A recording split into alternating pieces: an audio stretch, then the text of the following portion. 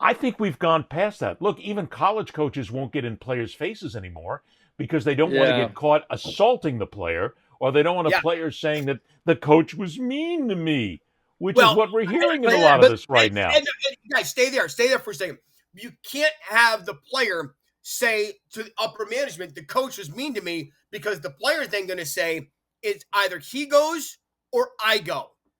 And if you're that high well, level of a player, they're going to keep the player because they need you to win. They can find another guy who can come in and placate you, right? Well, you're right, and it's no, you're right. I think there's a real fine line. Like for you want like Jeff Van Gundy told me this once when he was covering coaching the Knicks back in the day. He goes, "If I don't have a good relationship with Patrick Ewing, I'm gone." You know, and Right. I still have to walk that fine line of motivating him and saying, you know, get off your ass and work this summer, stop eating. But I have to have a real relationship where he respects me. I can tell him what I want to say, but I can't be a dick. I have to have a real relationship with him. Pat Riley said this once, and I still believe it. He said, you know, he goes, I go, how do you get the attention of all these guys? And he goes, you know why? Because I see it as I'm governing 12, I'm not governing 12 guys and making a team. I'm governing 12 different CEOs of their own corporation.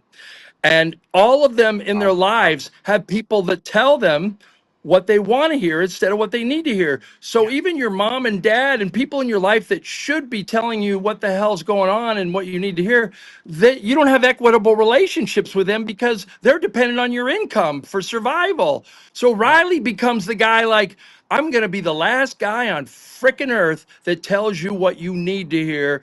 And I don't give a crap. And, you know, if you want, I'm not going anywhere. And it's Yeah, one of but the don't few most of them things. need it though, Mike?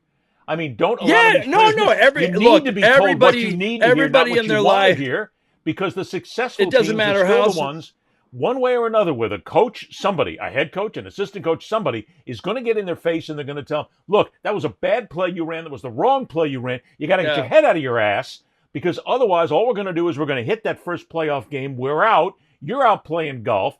I'm maybe out of a job. You're maybe out of a job. Your contract is yeah. pissed off. Your endorsers are pissed off. I mean, that's just the way it goes. You got to get somebody in the and I still think Well, that those I think teams are the everybody. ones that win championships. I Uh, believe that, and it's like our own careers.